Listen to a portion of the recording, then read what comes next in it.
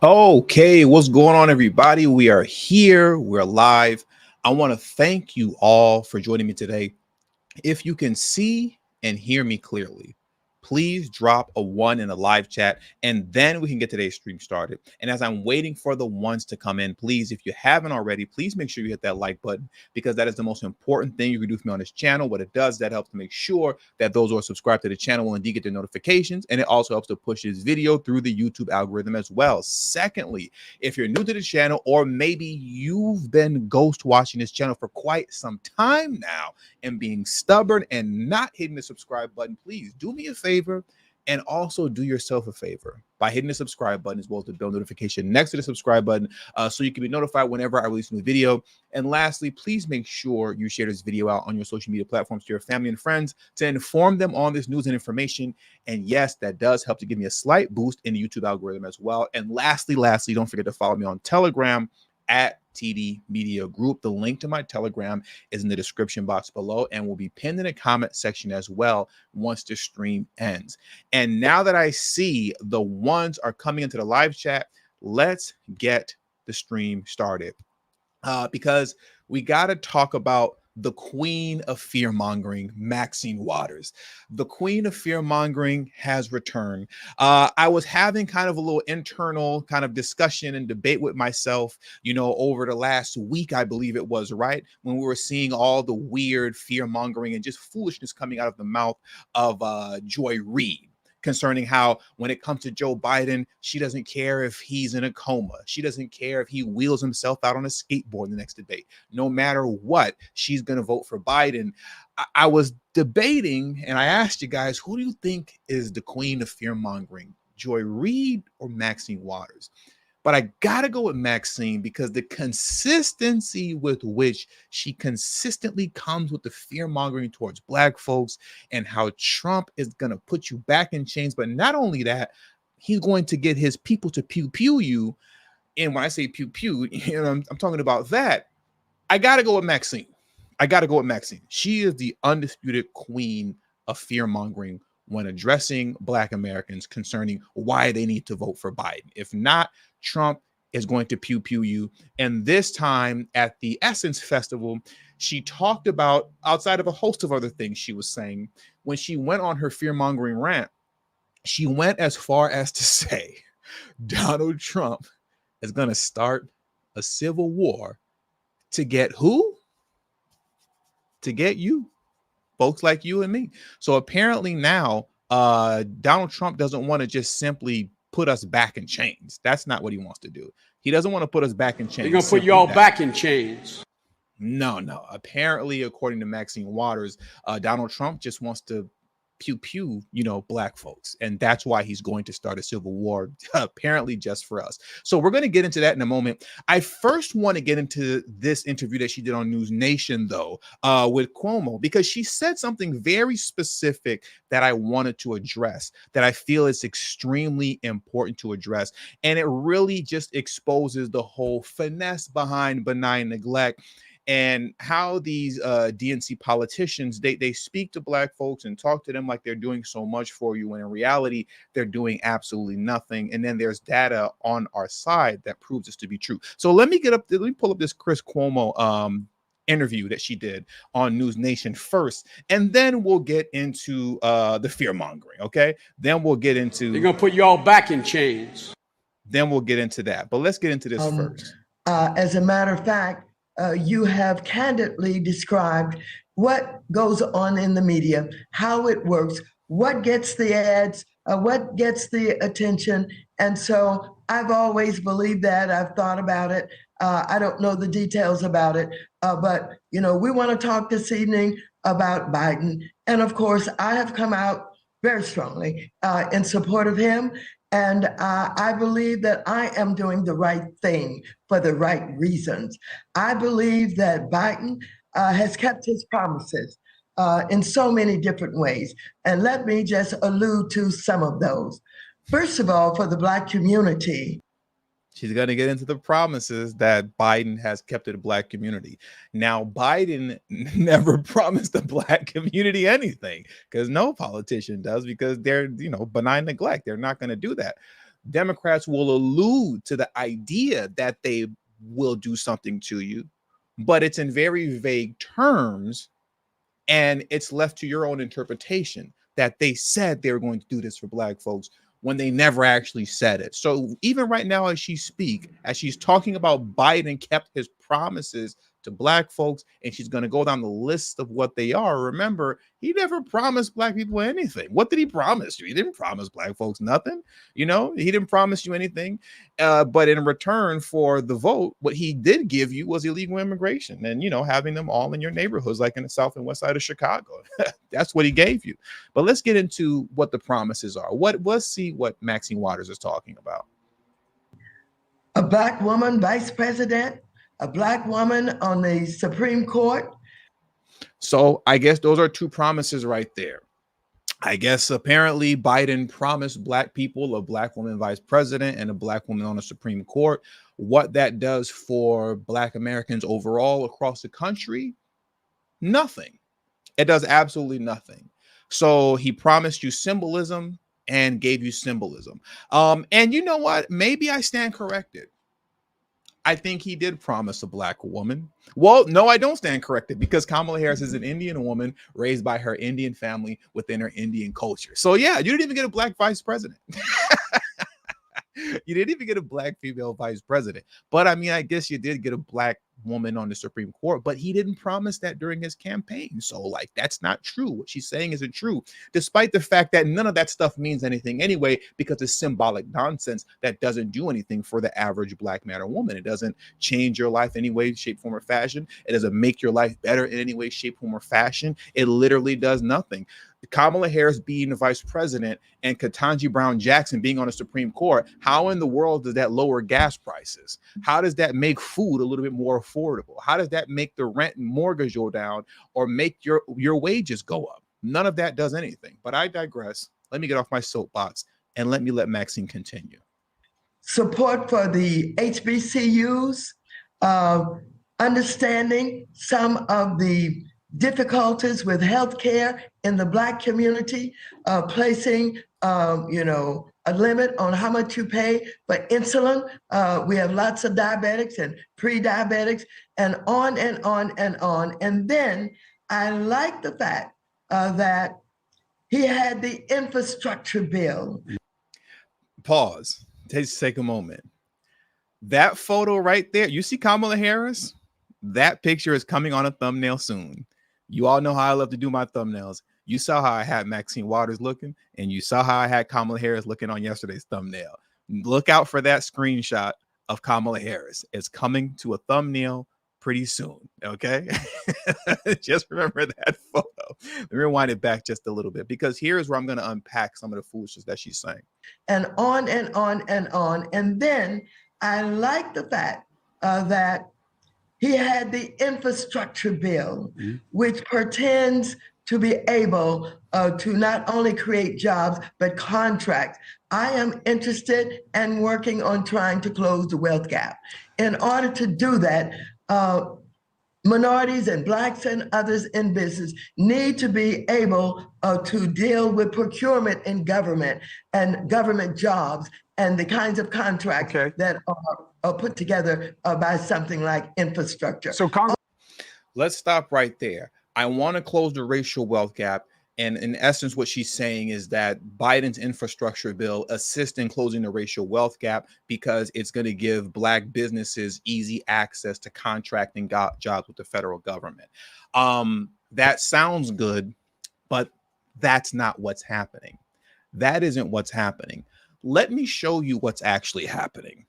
Let me show you what's actually happening with what she's saying. Let's pull this up right now. There are 289 of you in the stream right now. Please hit the like button if you haven't already. Hold me down. Hit that like button and subscribe and stop ghost watching. Now let's unpack what Maxine Waters is saying, because apparently Joe Biden cares about Black folks so much. He's fulfilling all of his promises to you, but particularly when it comes to closing the racial wealth gap, Biden's infrastructure bill is assisting in that because it's making it easier for Black businesses, those who at least qualify, to get these contracting jobs with the federal government. That's what Biden has done for you, if you didn't know that already. But the reality is none of what she's saying right now has actually come to fruition, because Black American-owned businesses only received 1% of $665 billion in federal contracts under Biden. Yeah, let's jump into this. Let's jump into this very quickly. The article reads as such, right? Let's go through this, and then we're going to get into the fear mongering. That's the good stuff. That's the fun stuff. In recent years, federal tech procurement, am I saying that? Procurement has evolved to make it easier for government agencies to acquire new products and technologies from outside contractors. However, despite these changes, Black-owned businesses are still left out. The fiscal year 2022, or I should say in the fiscal year of 2022, the federal government spent approximately $665 billion on federal contracts, accounting for 10% of the federal budget. A majority of these funds went to large companies engaged in defense contracts, while small and medium-sized businesses received only about $154 billion in federal contracts, Tech Target reported. So essentially, out of $665 billion, the overwhelming majority of it went to the big boy companies. And as far as small and medium-sized businesses are concerned, which are supposed to be, I guess, minority-owned businesses and people of color businesses, $154 billion was left over, right? And not just minority and people of color-owned businesses, but, just other small and medium-sized businesses as well, owned by other people, white Americans and Asians, right? But here's where things get interesting. A report by U.S. Small Business Administration revealed the disparity. There's always disparities when it comes to Black folks, right? Gotta love those disparities that Democrats love to talk about, but never seem to fix. And funny enough, those disparities always seem to widen when they're in office, but I digress. Let's start over. A report by the U.S. Small Business Administration, SBA, revealed the disparity in federal contracting among minority-owned businesses in fiscal year 2021. Only 1.6% of federal contracts went to Black-owned businesses, noted BB Hidalgo, SBA Associate Administrator for the Office of Government Contracting and Business Development during an April 4 governance studies at Brookings Institute webinar entitled Federal Procurement and Acquisition Policies, Removing Barriers of Reform. Only 1.6% of almost $1 trillion went to Black contractors, right? But here's the thing, and here's how they play games with you. Here's one of the ways that they play games with you, right? First things first, how many Black-owned businesses even qualify for those jobs? How many Black-owned businesses actually qualify for these contracting gigs? If you dig deep enough, and many of you know this already, right? And we've gone through the data before in the past. I don't have the data up in front of me right now, but try me, bro. Push me in the comment section like I don't have the data. I got the data. What I'm saying is facts. If I remember correctly, somewhere around 99%. I'll be generous. 97% of Black-owned businesses only consist of one employee, the owner. Only consists of one employee, the owner. Realistically speaking, according to the data, not me, but according to the data, and I'll pull it up in another stream if you doubt me, Black-owned businesses don't exist like that. Not in any true fashion that something of this nature would actually benefit Black folks enough to close the racial wealth gap. And everybody knows this. But when they sell this stuff to you, they sell it to you as if they're doing something for you in an effort to close the racial wealth gap, knowing good and well that the overwhelming majority of Black businesses don't even qualify to be able to get these type of contracting jobs. Those that do exist that consist of more than one employee, to which, like I said, somewhere around 97% of Black-owned businesses only consist of one employee. Only consists of one. Okay? And this is precisely why when Kamala Harris put this tweet up, she couldn't find any Black folks to take a picture with. So instead, she took pictures with, Hispanics and Asians, and shout out to them. I'm not knocking, the Hispanic and Asian businesses that qualify for these, contracting jobs with the federal government. Hey, they're doing what they got to do, right? I'm not dumping on them, but I am dumping on Kamala Harris and the rest of the DNC who basically lie to you. They trick you consistently with foolishness like this. Look at this right here. Too many minority-owned small businesses have been left out of getting federal contracts. President Joe Biden and I have committed to increasing federal contracting by 50% for minority and underserved businesses, and we're on track to do that. And funny enough, surprise, surprise, you can't find a Black contractor, Black business that's benefiting from this in sight. She took a picture, a group photo with Hispanics and Asians. Why is that? Because going back to the original article here, only 1% of Black-owned businesses even receive funds even receive these federal contracting jobs. Only 1%. But the reality is, outside of that 1%, it's realistically like that because these jobs don't exist, or I should say these companies, these Black businesses don't exist to even take advantage of this. Yet Maxine Waters is selling this to you as if it's something that's closing the racial wealth gap. How does that work? How does somebody please explain to me how that works? It doesn't. It's a lie. You're being tricked, duped. What did Malcolm X say? Hoodwinked, swindled, run amok, and all that other good stuff. You know what I mean? So now that we got that out the way, because I really wanted to drill that home. I want to get into the fear mongering. Let's do that. I want to get into the fear mongering because now that we've established that and we've unpacked this foolishness that apparently Joe Biden has kept all these promises to Black folks, I want to get into the fear mongering and the arrogance of Maxine Waters as we return back to the News Nation interview, because in the News Nation interview, she even went as far as to say she takes care of Black people. Don't believe me? Let's get into it right now. And shout out to my man, Jerry Early, for being the first person to contribute to today's stream. He says, thank you, TDMG over here, Big Island, Hawaii. I appreciate you, Jerry Early. Thank you very much for supporting the stream. I appreciate you, bro. Thank you so much. Now let's get back into this. And more. What do you make of the argument that, and I know part of what you're going to hit me with, nobody has ever accused you, no matter, I know you're over 45, but nobody's ever accused you of not being on your game. But here's the argument. He's too old. He's not on his game. You've all known it for a long time. And if you want the Black vote, put Kamala Harris at the top of the ticket. Why isn't that your position? Well, let me tell you, I was at the Essence Festival in New Orleans this weekend with thousands upon thousands of Blacks and a lot of women.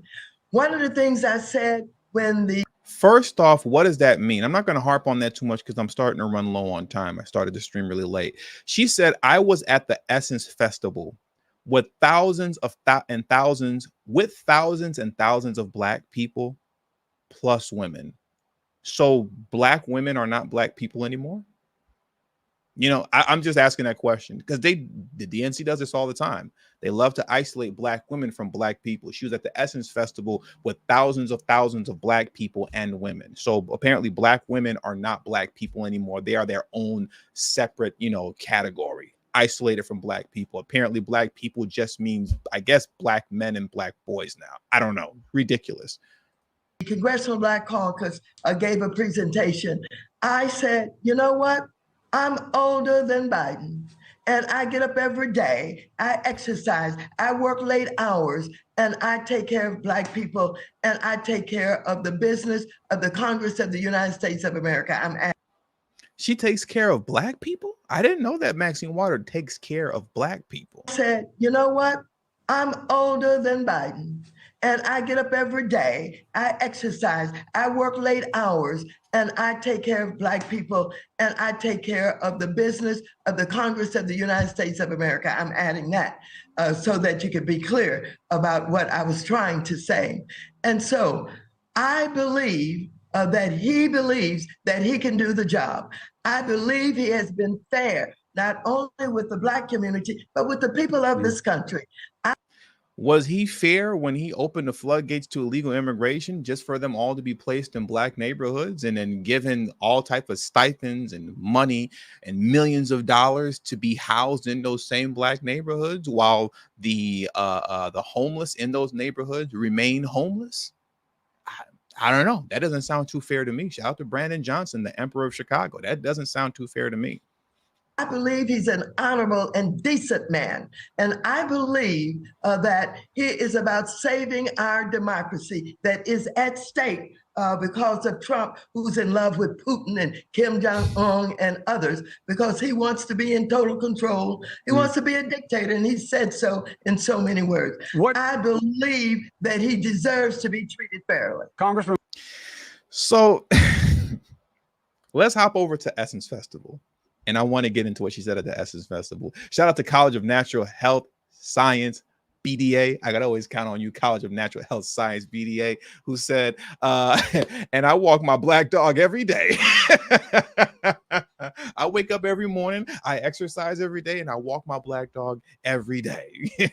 Shout out to College of Natural Health and Science. I appreciate you for always coming through. Let's get into the Essence Festival comment. Let's get into that. And shout out to my man, Saul. Like I always tell Saul, if it wasn't for him, I wouldn't be able to feed my son. He always comes through. Thank you, Saul. I appreciate you, bro. He says, was he fair to the Haitians coming over? No, he sent them right back immediately. Biden sent them back so fast that the United Nations even had to step in and said, hey, man, like this is kind of crazy. He sent them back so fast that even Chuck Schumer came in and said, look, man, that's a really bad look. Like we're letting all the Hispanic migrants come in, but the Haitian migrants came here and you just got rid of them ASAP. Literally, Senator Chuck Schumer had to step in and pull Biden to the side and said, this isn't a good look with the Blacks. You might want to chill out. But let's get into the Essence Festival. Let's get into what she said over there, and let's get into the fear mongering to close this out. You look good, Congresswoman. And I get up every morning. All right. And I exercise. All right. And I work late hours. All right. I take care of Black people. All right. I don't know, when did Maxine Waters start taking care of Black people? I'm just trying to figure that out. What does that even mean? How do you take care of Black people? You're a single congresswoman. I don't mean single like she's not married or something. I just mean like you're just one person, human being. Like what constitutes taking care of Black people? Did I say that right? What constitutes? I guess. What constitutes taking care of Black people? Like, what does that mean? She keeps saying that and repeating that everywhere she goes. Apparently she's taking care of Black people. I don't know how that works or what she's doing, but apparently that's what she's doing. You look good, Congresswoman. And I get up every morning. All right. And I exercise. All right. And I work late hours. All right. I take care of Black people. All right. Trump has told you who he is. He defined himself. He is a no good, deplorable, lying, despicable human being. We're going to put y'all back in chains. We're going to put y'all back in chains. And he's talking about if he doesn't win, there's going to be a bloodbath. They love that misinformation, disinformation, malinformation, fake news. Trump did not say that if he didn't win, there was going to be a bloodbath, and he was going to put y'all back in chains. He literally never said that. He was talking about the automotive industry, and he was speaking metaphorically that if he doesn't get back into office, metaphorically speaking, there's going to be a bloodbath in the automotive industry. Anybody who listened to that, it's clear as day what he meant. But the people who shout about misinformation, disinformation, and malinformation the most are the ones who put it forth the most. But let's carry on. There's going to be violence. There's going to be a civil war. Uh-oh, the Civil War is coming. Let me rewind it back just a little bit. Talking about if he doesn't win, there's going to be a bloodbath. There's going to be violence. There's going to be a civil war. Who the hell do you think he's coming after? Who's going to be targeted? Mind you, She's at the Essence Festival. This is a black folk thing. You know what I mean? The Essence Festival. So what she's insinuating is that Trump is going to start a civil war. And she says, who do you think he's going to come after? Who do you think he's going to pew pew when he starts this civil war? Who do you think he's going to come get? Now, mind you, whenever they say stuff like this, notice how they're never direct. They never say he's coming to get black people. He's going to start a civil war to come get black people, because then that would be a lie. That would be a whole lie. But just like Taraji P. Henson did at the BET Awards, Project 2025, look it up. Look it up. They're going to bring back the draft.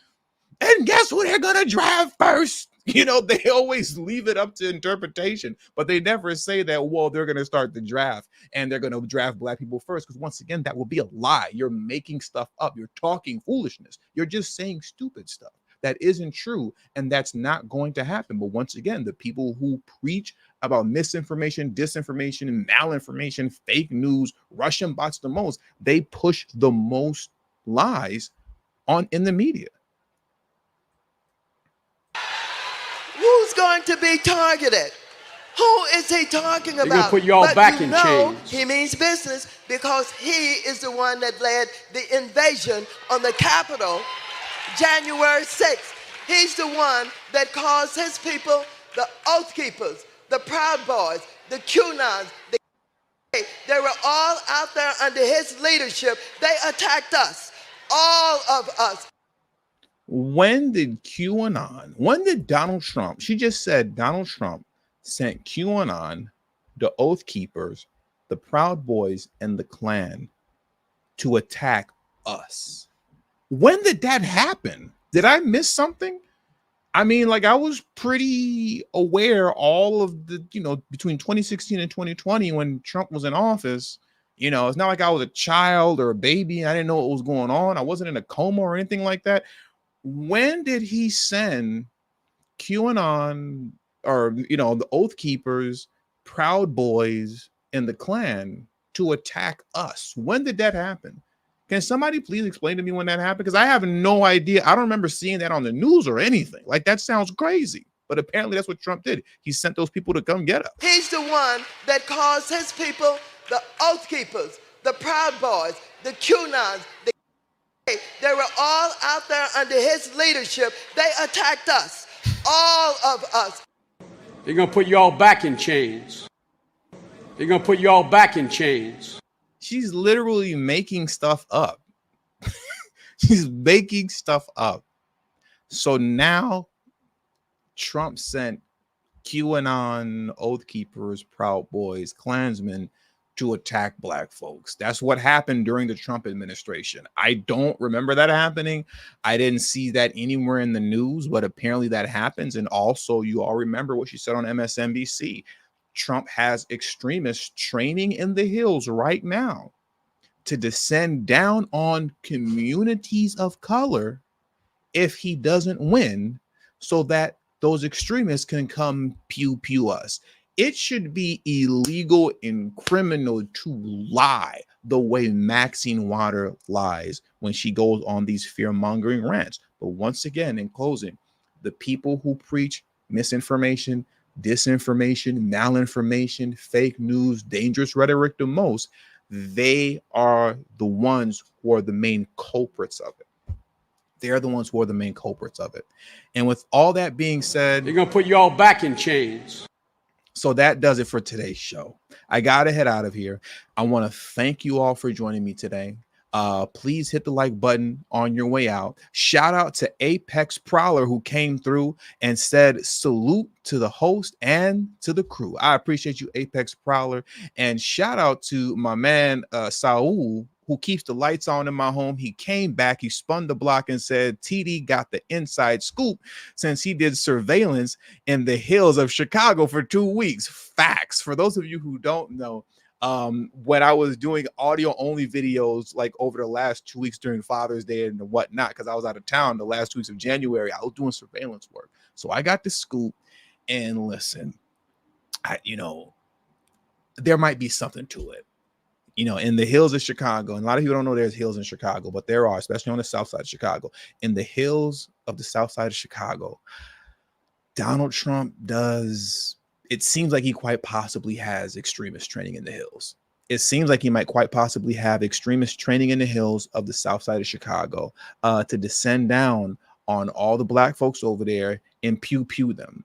Apparently, they're going to skip over the illegal immigrants that they've housed in those neighborhoods and just come to get the black folks there. That's just, you know, a little bit of what I uncovered while I was there for the last 2 weeks. But don't, like Easy said, don't quote me, boy. I ain't said nothing yet. All right, don't quote me on that. Don't quote me on that. And shout out to am I saying it right? Shante. I know I'm probably saying it wrong. I'm so sorry. Shante, your name is difficult. Shante Netterville. I don't know. I appreciate you though. I thank you and I do appreciate you for contributing to today's show. Let me read what you had to say. Thanks, TD, for this commentary. As a Californian, I'm sick of her and them lying with fear mongering. I'm trying to tell you, that's all they do. That's all they do is fear monger. That's it. Especially Maxine Waters. She is the queen of fear mongering. That woman is the queen of fear mongering. And like I said, with all that being said, I got to head out of here, guys. Thank you all for joining me today. Hit the like button on your way out. Subscribe to the channel if you're new to the channel. Share this video on your social media platform. And also, please follow me on Telegram at TD Media Group. The link to my Telegram is in the description box below and will be in the pinned in the comment section as well. Thank you all for your time. Thank you all who contributed to today's stream. I don't exist without your all, so everyone's support. And I'll catch you guys. I should be back tomorrow evening. I should be back tomorrow night. So have a great evening and a safe one. Peace.